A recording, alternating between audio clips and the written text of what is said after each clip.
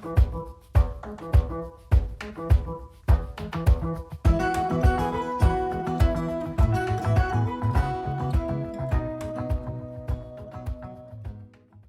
everyone, cheers. I haven't done a paint and sip in a while, so I thought I'd give it a go for you. I hope everybody's doing great. I know it's been over a year in this pandemic and there's hope on the horizon, but I think painting is something that we can do to keep ourselves sane. Really, I don't know how I would have stayed sane without painting. And a little sip. Today I'm sipping sparkling water with a touch of vodka in it. So, cheers to you all. So Father's Day is this weekend, and I wanted to do a fun Father's Day painting with a father and daughter. I lost my dad 12 years ago, so it's kind of sentimental for me. I found a stock photo online for free, and later on in the process, I will instruct you as to how I traced it and got it in this form and how I'll get it onto my canvas. But for now, we're going to paint the background. So it's mostly going to be like an abstract-y sky with father and daughter in silhouette in front. So when faced with a sky, you can try really hard to make it look perfect and real. And there's many tutorials online how to paint sunset skies, and feel free to go to search that. But I'm actually going to do it in a more abstract kind of a way. And first thing I'm going to do is squeeze some white on there, and then I'm going to use some what's called quinacridone red. Any red will do. You can also use magenta, which is like a deep pink, is okay too. I just really love Chroma Artist Acrylics paint. It's very vibrant and very beautiful. I'm not paid by them, I just like them. So Chroma Artist Acrylic, if you're watching, I would take a deal. Anyway, I'm also using their color called, I don't know how to say this, Aerolide Yellow. Just because I really liked the sort of orangey warmth of this yellow. But because that yellow is so warm, I'm also picking up a lemon yellow, which is a more cool yellow, to give more of a variety in the sky. And another thing I'm doing just for fun, which you don't have to do, is I'm using pearlescent white just in some of the sky, just for a little bit of glossy, glittery goodness.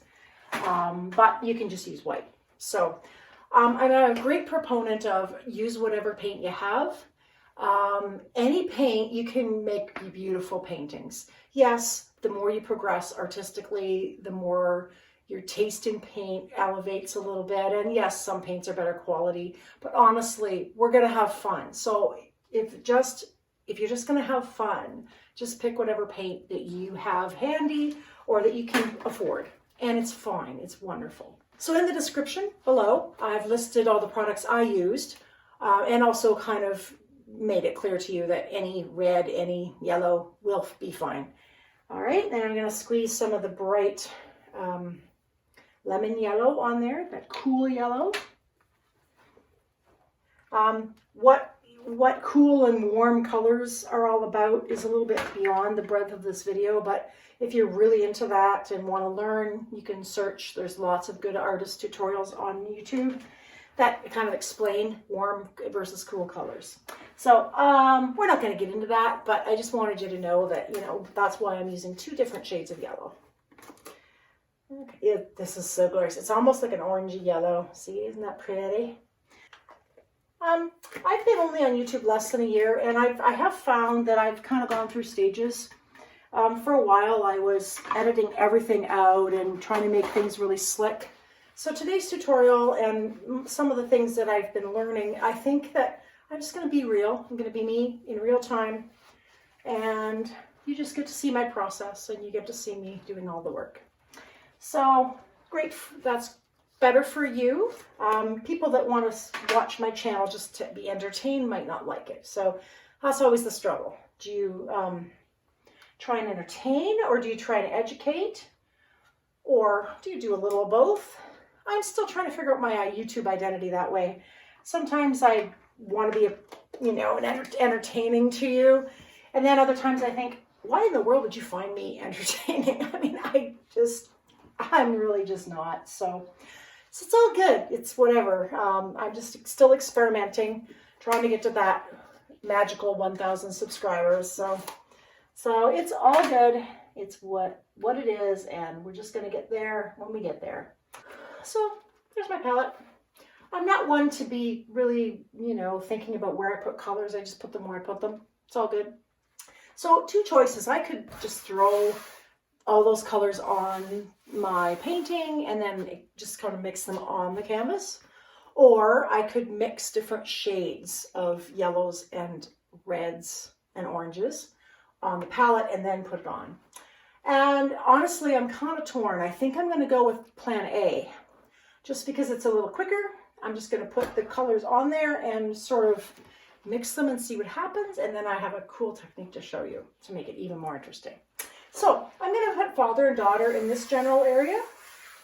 So I want lots of light right behind in this area, and it can be, more brilliant colors elsewhere, but here I want more whites and light yellows in comparison. So I'm going to start there, and I'm actually going to use the palette knife to get the paint on nice and generously.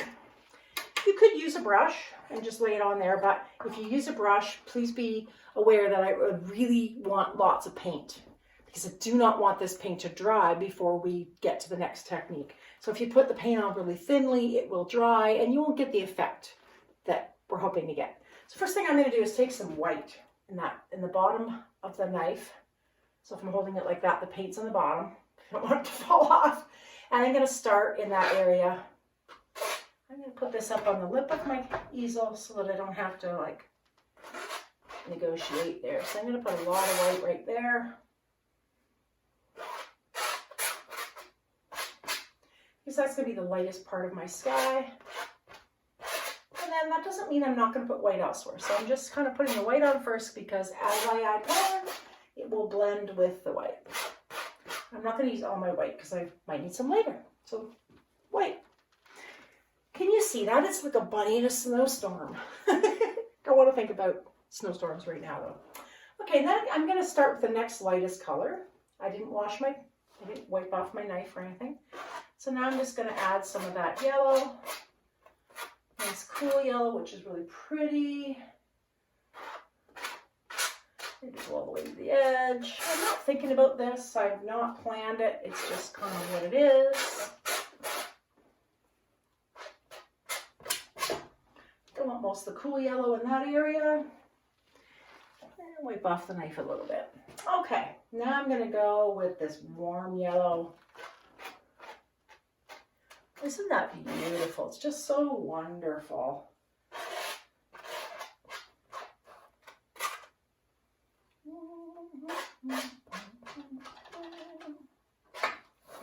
I'll some down here, why not?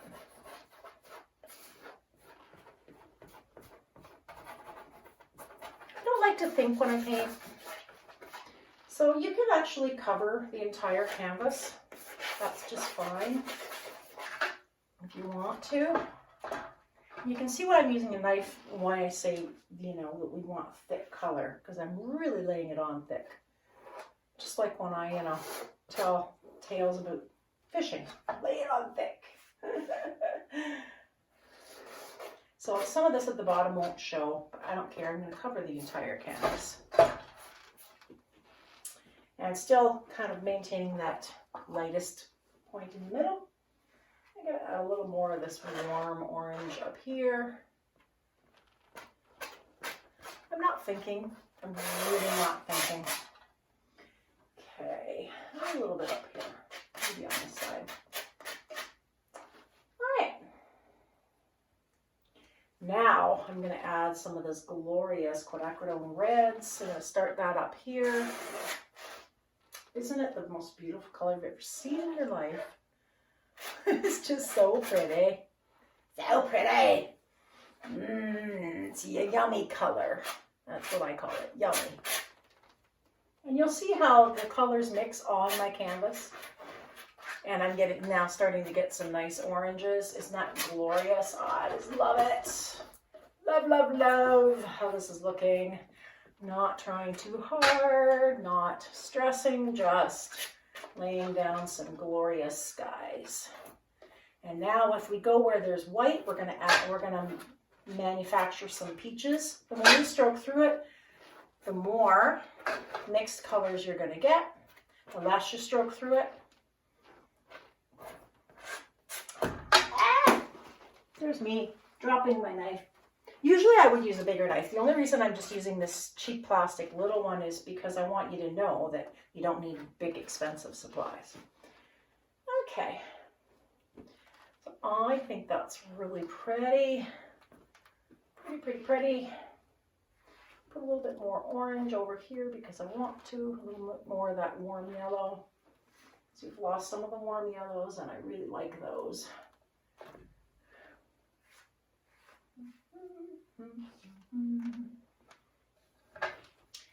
Keeps going back down. One of the things with a knife that's annoying is if your canvas is in an easel and the lip's in front of the bottom, it's really hard to get things along the bottom. So that's why I try and pull it up on the lip, but it's always falling back down. There we go. So the lightest part is still where I wanted it. However, just a sec. I'm just going to put a little bit of red on this side, just over here a little bit.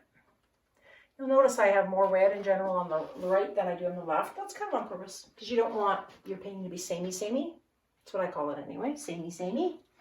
So now, we just threw a whole bunch of paint on that canvas, and it looks really pretty.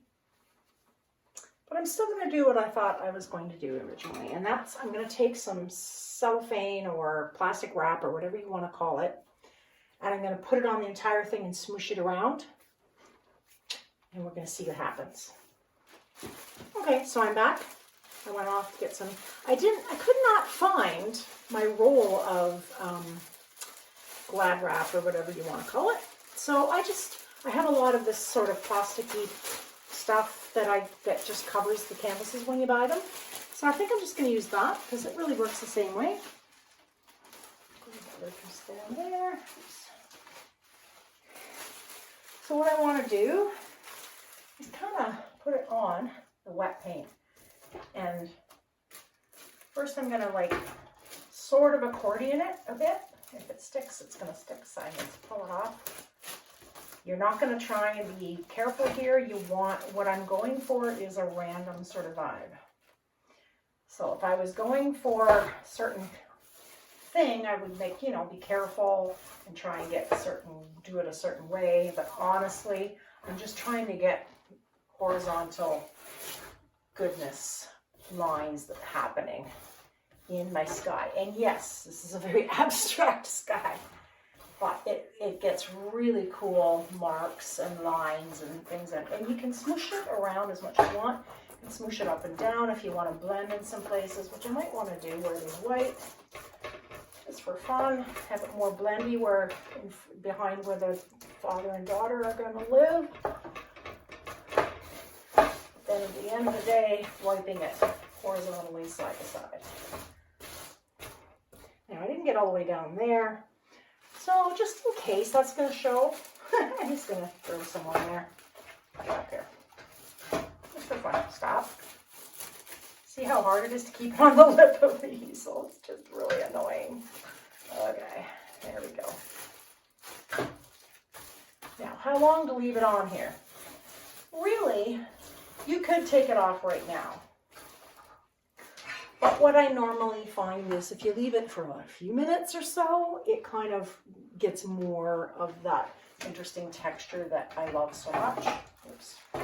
So I'm just going to wiggle things around a little bit and leave it for a minute and then come back.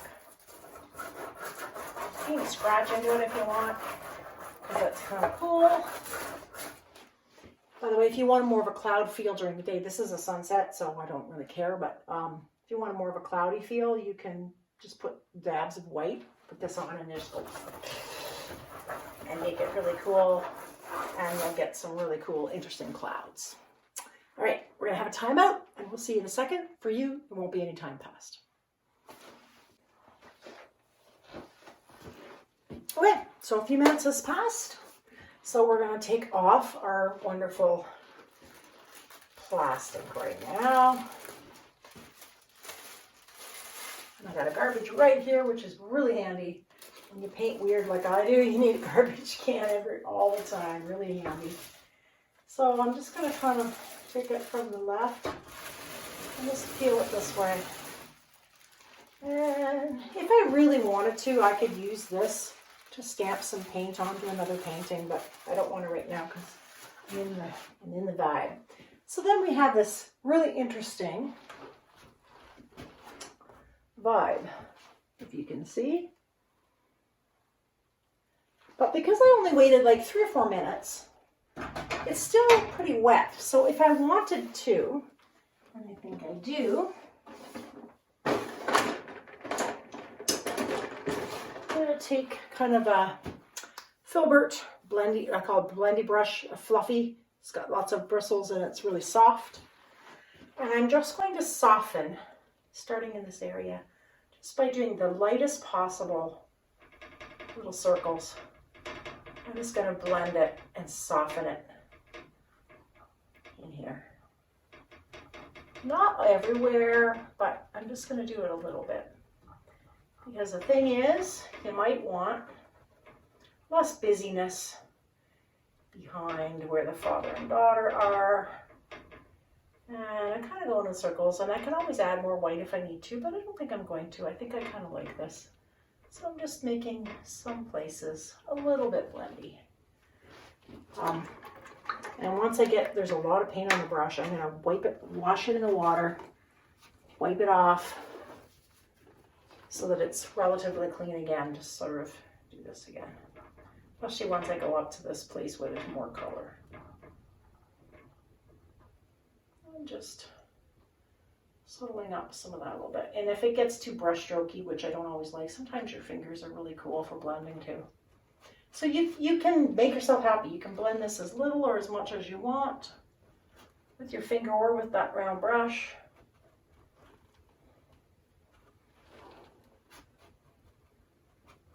This is a little extreme on this side, so I'm just kind of putting my fingers through it a little bit.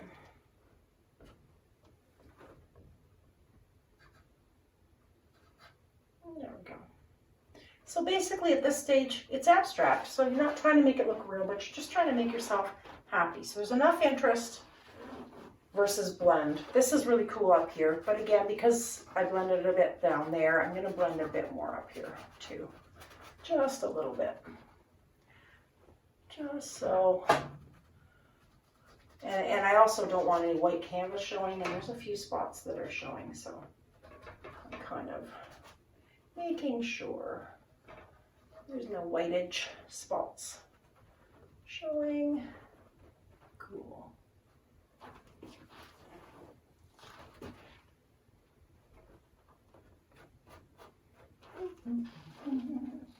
So I have no idea how much fussing I do after I take the cellophane off. And I never really do.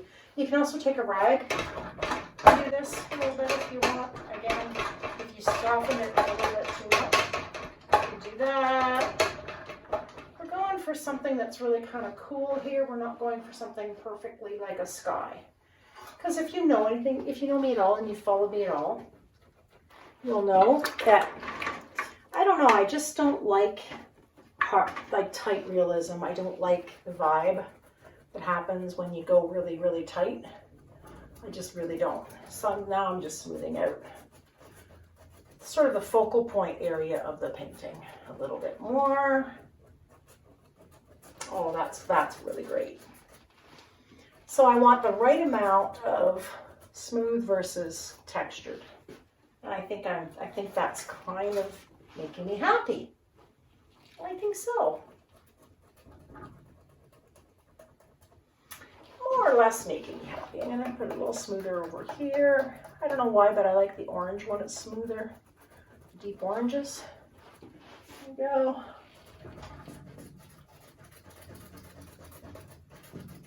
And doing this, it smooths it a little, but I'm still seeing those cool texture areas, which is neat.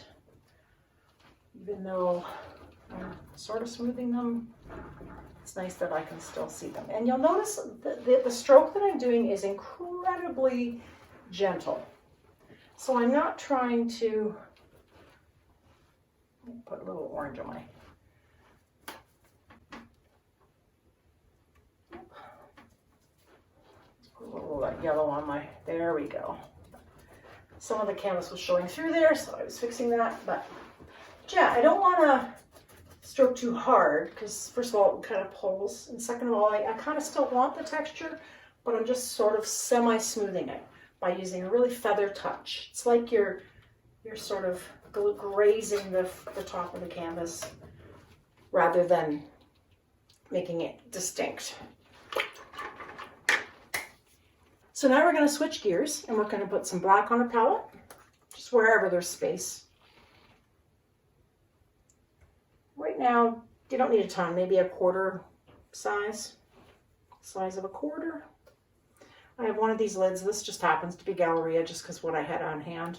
The lid is so incredibly difficult to get on. It always cross threads. There we go. Got it. All right. So yeah, I just threw a little bit of black in the center of my palette. And I'm going to look for sort of a medium-sized round brush. This is a number 8, or it might be a 6. I don't know, but it's kind of not a fine brush. I'm going to dip it in water first, drag it on the side of my water bucket, and roll it in this black paint. And so all I want to do is create a very slight bit of ground at the bottom. So it's almost going to be like dad and daughter are standing on like this cliff overlooking the sky. So I'm just kind of going to design a place for them to stand with black paint. It's going to mix a little bit with what's in the sky if it's still wet. I don't mind that, that's okay.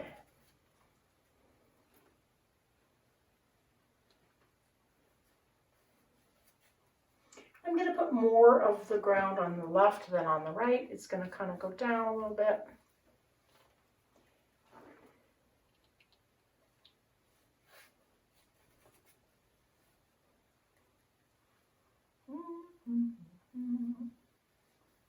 We're going to do grasses on this ground in a little bit, in a minute.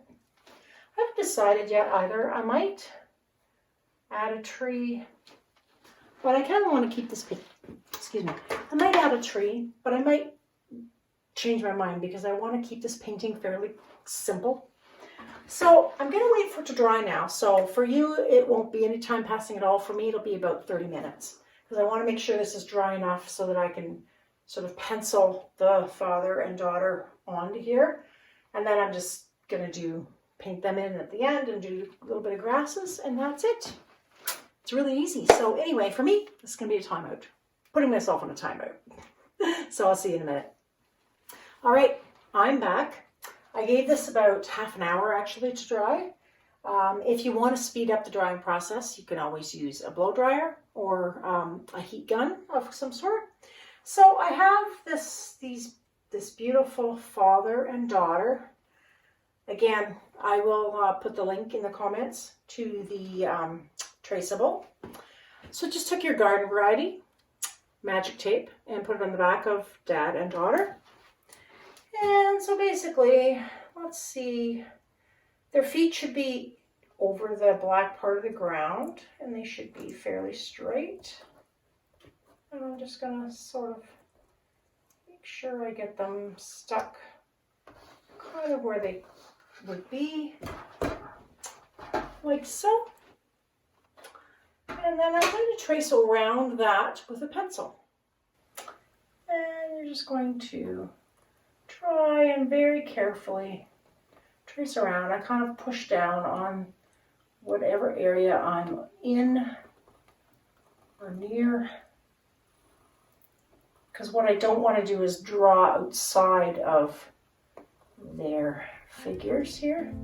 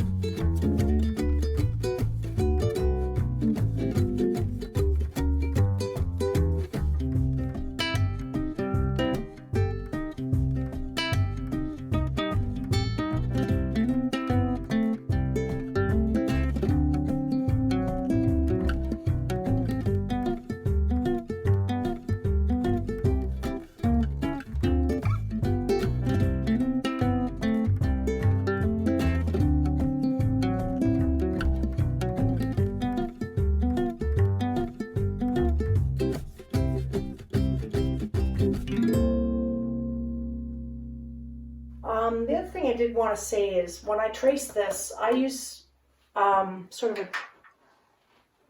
traceable paper. And this paper actually has backing that you can actually peel off and sort of stick right to something. I think it's used for transferring sort of stickers and making stickers and different things. I use it because I can put it up on my computer screen and literally trace the figure onto it, and it's transparent enough that I can see the image on the computer screen behind it, and it just makes it so I don't have to print it. The other way to do this, though, is if you get my printable, you can print it off and then cut it out, and it will do the same thing. Just know that it will work better if it's cardstock, so it's got a little stiffness to it when you tape it on, rather than regular paper. So yeah, that's how I do it. That's how I get the image on. So that's where the father and daughter will be. So the next step is to take black paint. I still have some black paint on my palette, but it's probably a little dry, so I'm going to put a little bit more. And then we're going to take a smaller, more detailed round brush, sort of paint that in.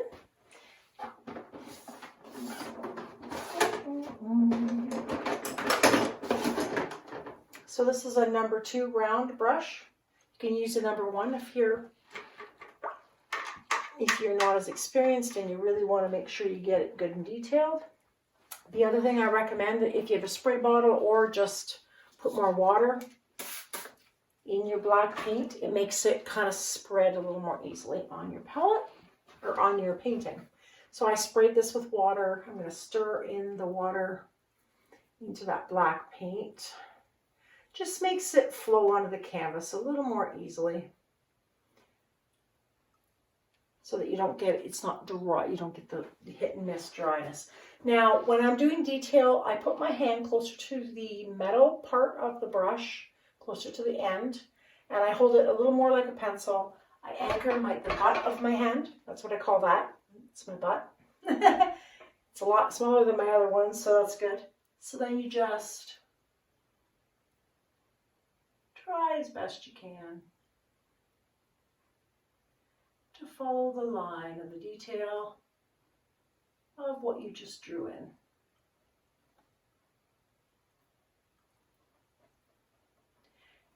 Remembering that you won't get it perfect. None of us ever do. But one of the tricks is definitely to mix a little water in with the paint, because when the paint is thicker and drier, it's really hard to make a precise line. So the water mixed in with some of the paint kind of makes it easier to do a more precise line. And you have to reload your brush fairly often, and I spin it in that black paint a little bit.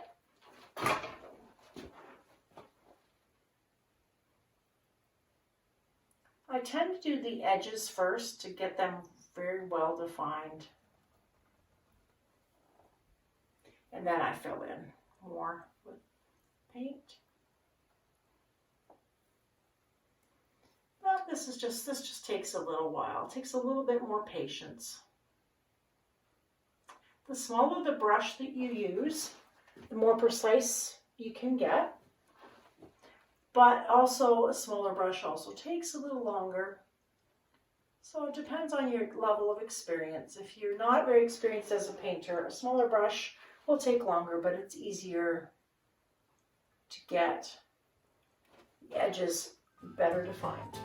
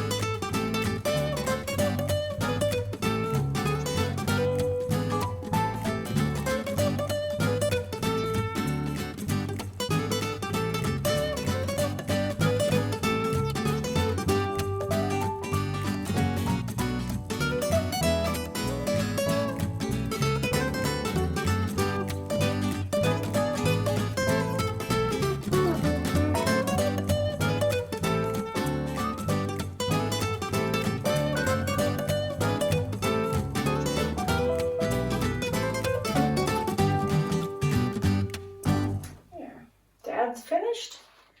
And we'll do the little girl. I thought of maybe putting a ponytail, but this girl's a little older, so I thought it was nice just to have her have long flowing hair. But you can find traceables all over the internet. Just kind of search for silhouette father-daughter and you'll find a whole bunch of things you can print off. And in this one, she's holding a bit of a teddy bear. So hopefully that's obvious.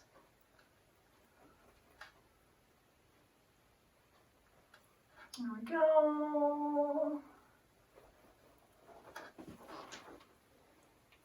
And there we go.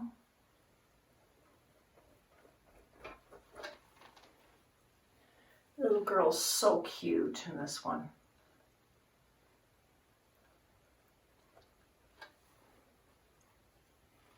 There. Now in this one, her legs just happen to be kind of together, so that's good. There. Father and daughter isn't that adorable? So cute. Okay, so now I'm not sure if you guys have what I call a liner brush. If you don't, you can use the smallest round fine brush you have, but liner brushes are nice for grasses because they kind of give a really cool flowy line.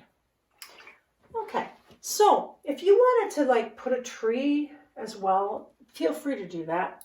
I wanted to keep this as simple as I could, so I'm just going to do a little bit of grass and call it done. I'm using a liner brush, which basically is a really fine brush but with a really long bristle, like so. I'm going to put a little more water in this black paint because I want it fairly wet. If it makes it a little bit transparent, that's all right too. But that way the grass is just so much easier to paint. So we're just going to do some grasses.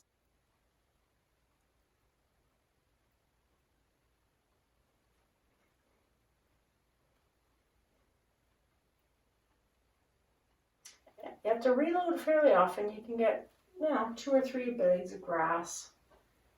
Make sure the grass goes in various directions. You just want to kind of get a vibe of grasses along the black ground line. And again, I'm repeating myself, but I want you to make sure that the grasses don't all go in the same direction. Because grasses don't, they grow kind of all over the place. You can do it below here too, where there's black, but it probably won't show anyway. But this just gives it a little more of a realistic look. Now, you might have to add water because when it gets dry, the grass just does not look right, and you'll see what I mean. But yeah, you don't want it to get too faint at the ends and too dry looking. And you can put a few areas with taller grass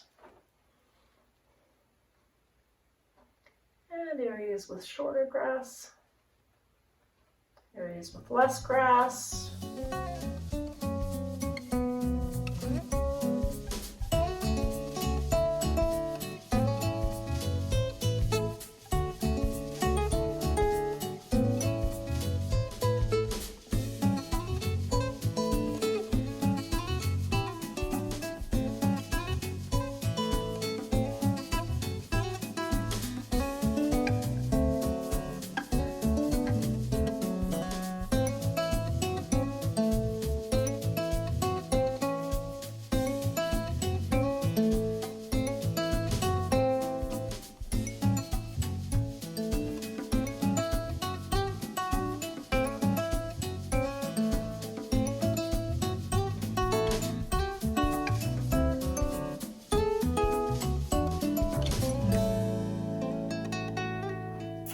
And I think that's going to be done.